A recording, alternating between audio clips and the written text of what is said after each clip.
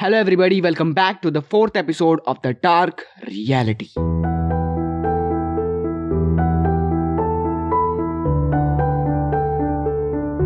रोहन और ऋषभ खिड़की के रास्ते से ऑफिस से बाहर निकलते हैं और तभी ऋषभ रोहन से कहता है, अब तुम मुझे बताओगे कि चल क्या रहा है और यहाँ पे क्या गड़बड़ चल रही है और ये तीसरा मेंबर कौन है? हाँ बताता हूँ, लेकिन थोड़ा सब्र तो रखो। रोहन और ऋषभ क्लास में जाते हैं और रोहन ऋषभ को लंच तक वेट करने के लिए कहता है। कुछ घंटों बाद जब लंच होता है तो रोहन ऋषभ को एक बच्चे से मिलवाता है जिसका नाम राहुल है। दरअसल राहुल एक थर्ड क्लास में पढ़ने वाला बच्चा है जिसे वीडियो गेम्स खेलना बहुत पसंद है और इसी की वजह से हम लोग सही टाइम पर ऑफिस से निकल पाए थे। तुम्हारा दिमाग खराब हो गया है कि हम पहले से ही छोटे बच्चे और तुमने इसे भी टीम में ले लिया और तुम्हारा प्लान। थोड़ा सब्र रखो, तुम्हें विद टाइम सब पता चल जाएगा और अगर मैंने ऐसा कुछ किया है तो मैंने कुछ सोच समझ के ही किया होगा। अब तुम दोनों जो बात मैं कहने जा रहा हूँ उसको ध्यान से सुनना। जब मैं और ऋषभ ऑफिस में थे तो मुझे ऑफिस की फाइल से एक बहुत बड़ी बात पता चली है और वो बात बहुत ज़्यादा अजीब भी है। पिछले एक साल में स्कूल से 50 से ज़्यादा लोग गायब हुए हैं। ना ही उन्होंने स्कूल से एडमिशन कैंसिल करवाया और ना ही उन्होंने कुछ बताया। और सबसे ज़्यादा वियर्ड बात यह है, उनमें से ज़्यादातर लड़कियां थी।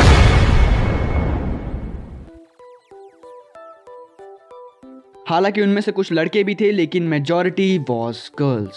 और बात सिर्फ इतनी ही नहीं है, स्कूल फाइल्स में उनके गायब होने का रीजन नहीं दिया गया है और ना ही उनके पेरेंट्स ने कोई कंप्लेन की है।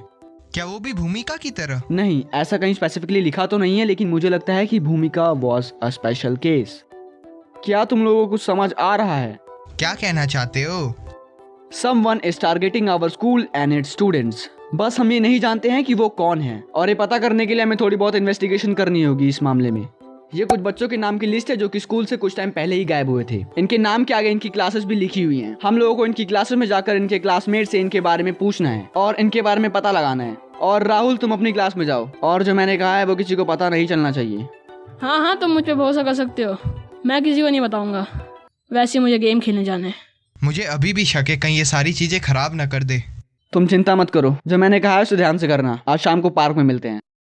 इसके बाद रोहन और ऋषभ अपने काम पे लग जाते हैं। स्कूल की छुट्टी होने के बाद एज प्लान्ड ऋषभ और रोहन पार्क के लिए अपने घर से निकल पड़ते हैं। पार्क में मिलने के बाद रोहन ऋषभ से कहता है कि तो फिर तुम्हें क्या पता चला है? मुझे सिर्फ एक लड़की के बारे में पता चला, खुशबू सिंह, क्लास 9th। वो गायब होने के कुछ महीने पहले थोड़ा अजीब बर्ताव कर रही थी और वो टेंशन में भी थी। जैसा मैंने सोचा था वैसा ही हुआ। सिर्फ खुशबू ही नहीं बल्कि जितनी भी लड़कियां गायब हुई थी सबके साथ यही केस था। सिर्फ ये एक चीज उन सब में कॉमन थी, गायब होने से कुछ महीने पहले उनके बिहेवियर में एक बहुत बड़ा चेंज था। कांग्रेचुलेशंस, अब हमारा काम थोड़ा सा आसान हो चुका है। अब बस हमें नेक्स्ट टारगेट को ढूंढना है और जैसे हम उस टारगेट को ढूंढ लेते हैं there is a very big probability कि हम लोग उस कल्प्रिट को भी ढूंढ लेंगे। अगला टारगेट वही होगा जो कुछ दिनों से बहुत ही अलग तरह से बिहेव कर रहा हो। There is a very high probability कि अगला टारगेट वही होगा जिसके बिहेवियर में कुछ दिनों से बहुत बड़ा चेंज हो। हमें बस ऐसे ही किसी स्टूडेंट को ढूंढना है और वही होगा अगला टारगेट।